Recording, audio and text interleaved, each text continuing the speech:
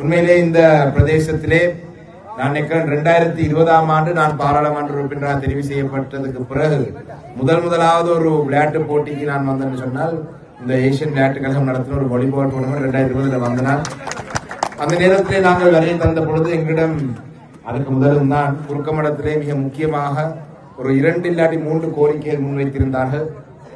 ஒரு கோரிக்கை இந்த குறுக்கமடம் கிராமத்திலே ஒரு பொதுவான ஒரு நிகழ்வு நடத்துறதுக்கான ஒரு கலாச்சார மண்டபம் இல்லாத ஒரு குறைபாடை சொல்லியிருந்தார்கள். அத்தோடு இந்த ராணுவ முகாமோடு சம்பந்தப்பட்ட பிரச்சனை, எனக்கு இன்னொரு மயானத்துக்கு போற பாதையோ இன்னொரு 3 பிரதானமான கோரிக்கைகளை முன்வைத்திருந்தார்கள்.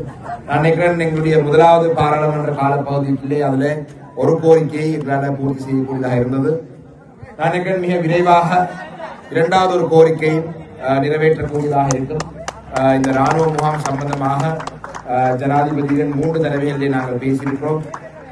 உண்மையிலே ராணுவத்துடன் எங்களுக்கு கோபம் இல்லை, அவங்களை அகற்ற வேண்டும் என்றது அவங்களோட பிரச்சனை என்றதையும் தாண்டி எங்களுடைய பிரதேசத்திலே இந்த குறுக்கமடத்தில் இருக்கிற இங்கே மைதானத்தை இன்னும் விஸ்தரிக்க வேண்டும், இவருடைய பாடசாலையை மீண்டும் எடுக்க வேண்டும், உங்களுடைய சிறுவர் பூங்கா மீண்டும் எடுக்க வேண்டும் என்றது போன்ற காரணங்களுக்காகத்தான் ராணுவ முகாமை அகற்ற சொல்லி சொல்றமே தவிர அவங்களோட எங்களுக்கு கோபம் என்றதுக்காக இல்லை. அந்த விடயம் சம்பந்தமாகவும் ஜனாதிபதி அவர்கள் கடந்த பாதுகாப்பு அமைச்சருடைய ஆலோசனை கூட்டத்திலே மிக விரைவாக அதை செய்த 4 முகாம்கள் முரகட்டாஞ்சனி, குறுக்கமடம், காயங்கனி, பாலிடிவட்டி இந்த 4 முகாம்களை தனக்கு ஒரு மாத காலம் தருமாறு கேட்டிருந்தார்.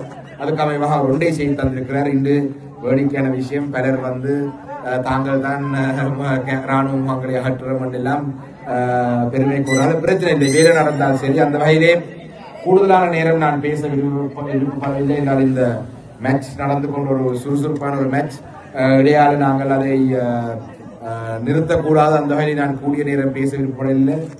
ஒரே ஒரு விடயத்தை இன்னொரு விடயத்தை சொல்ல நான் இந்த அறிவிப்பாளருக்கும் ஒரு கௌரவிப்பு கொண்டு கொடுக்க வேண்டும், ஒரு கமெண்டேட்டருக்கும் என்று சொன்னால் ஆங்கிலம், சிங்களம், தமிழ் 3லையும் கலந்து ஒரு சிறந்த ஒரு அறிவிப்பாளராக இந்த போட்டியை பார்த்து கொண்டு இருக்க வேண்டும் போல அவருடைய அந்த திறமையை பார்க்கும் போல இருக்கிறது. அந்த மாதிரி அவருக்கும் இந்த கழகம் ஒரு கௌரவிப்பை செய்ய வேண்டும் என்று ஒரு வேண்டுகோளை முன்வைத்து இந்த இறுதி போட்டியிலே 2 கழகங்களும்